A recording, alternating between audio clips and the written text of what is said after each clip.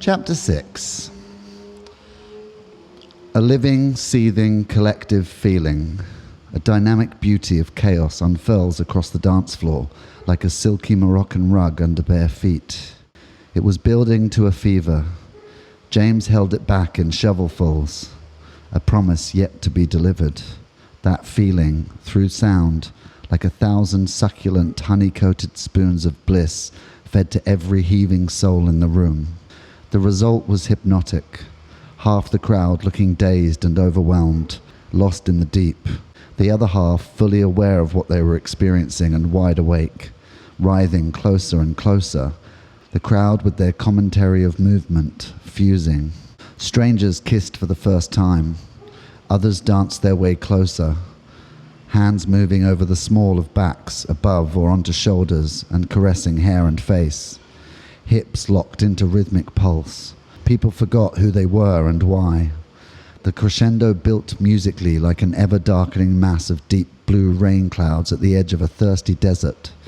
Everyone secretly feeling the raindrops, begged for the deluge, thirsty in the heat of that moment, poised below the falling of a sky.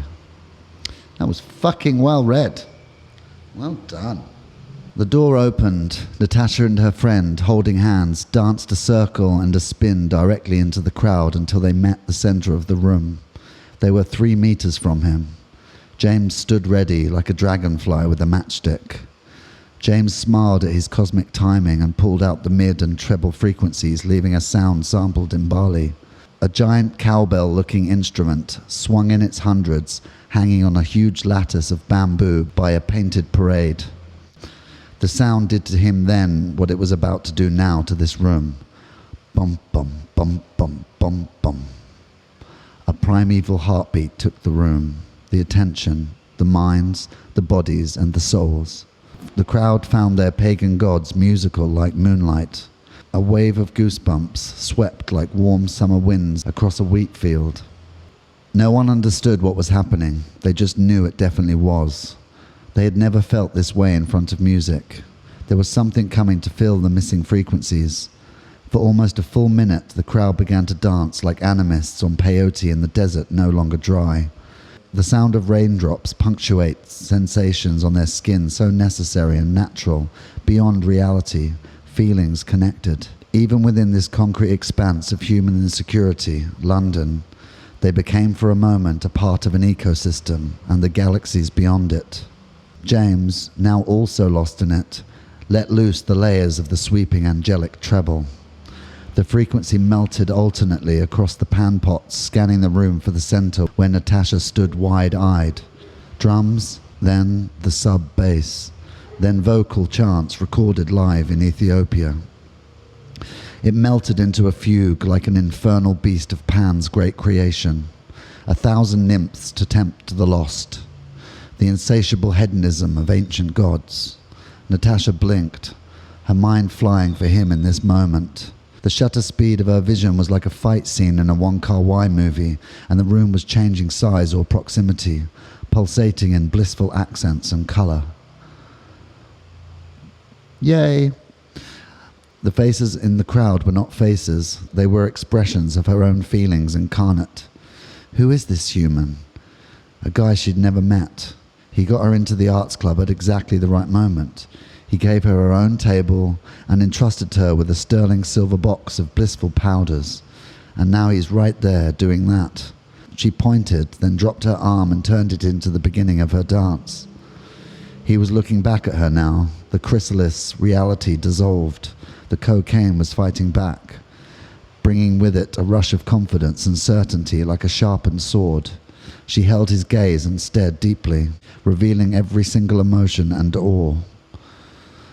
She held the moment beyond her capacity and beyond again, ingraining it in her mind, etching it into her heart, and writing it to her soul like braille he could one day read with his hands. Of a sudden she turned, grabbed her friend and pulled her to the bar. Her friend was not quite so agile or astute for another 15 or 20 minutes, which was just long enough for Natasha to unfurl her plan on the unsuspecting girl the same way James had on that crowd.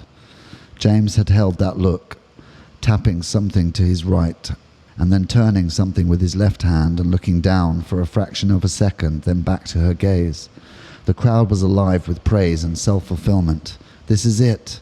What the fuck? That blew my mind. I feel so fucking good right now.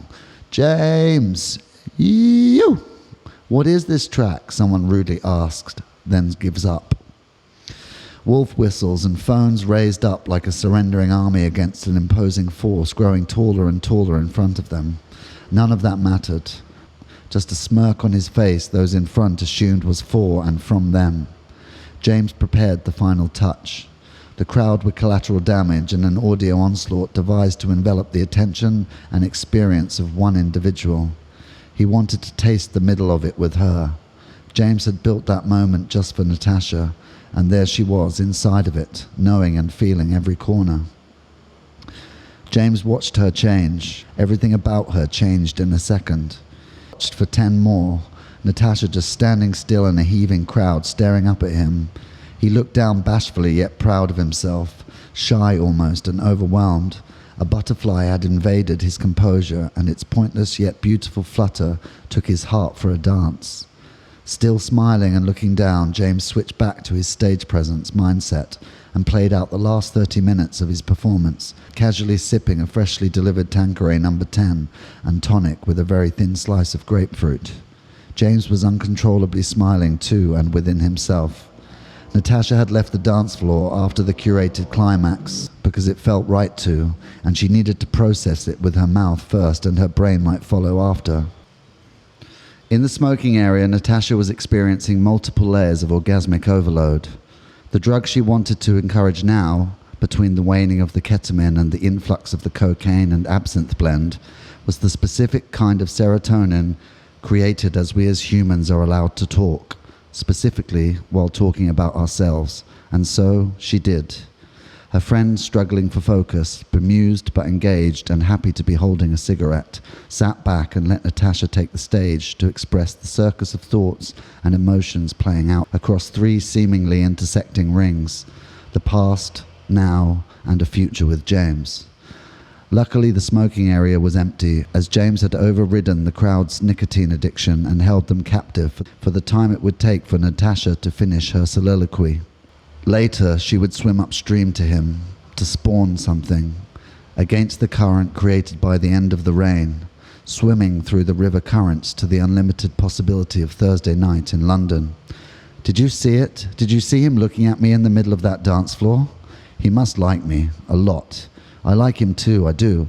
I just don't know what to do about it. I need to talk to him. I need to be alone with him. Maybe he has a friend for you, but I need to spend this night with him and find out why I feel this way, and why he wants me to feel this way. And who is he? Who is this guy? Where's your phone? I'll look him up. No, it should be a surprise. I don't want to find out he was dating some beautiful celebrities. Then I'll feel like shit, and I know he doesn't want that. So I'll just go back in there at some point and sit and drink with him and let him take the lead.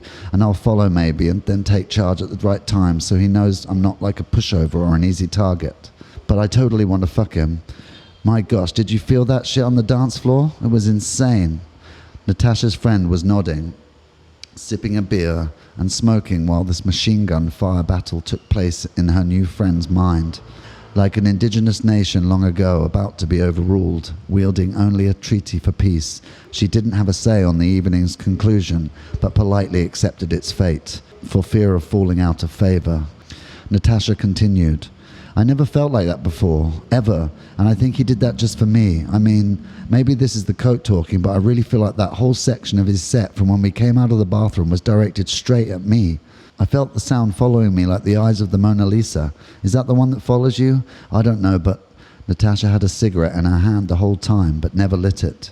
She gestured to put it in her mouth, but then changed her mind as a thought became more important than the fire necessary to light it. The long, thin cigarette held elegantly, as she had trained herself to do, and in spite of her erratic discourse. Anyway, she went on, what shall we do? Quick, grab her, the waitress. Order another drink for us to our table and have it brought here. Champagne? Yeah, champagne. Let's celebrate whatever this is. Can you feel it? Something feels different. It feels amazing. Her friend's eyes were almost regaining a normal focus, and she created words to be expelled from her mouth. The process of it was less arduous and unexpected. Her balance from either side of the silver case of powder seemed exactly the opposite of Natasha's. "Yeah, the Mona Lisa," she said. "Champagne is great. Let's have that." Natasha talked on, gesticulating every accentuation of every word and holding on to sounds longer, sinking into the feeling of what she said, melodic and mellifluous, and laughing and smiling excited. The smoking area was beginning to fill up, which meant James must have finished. The noise increased in the way the approaching ocean swell is heard, suddenly, then more when cresting a tall dune and arriving at a beach under starlight north of Biarritz.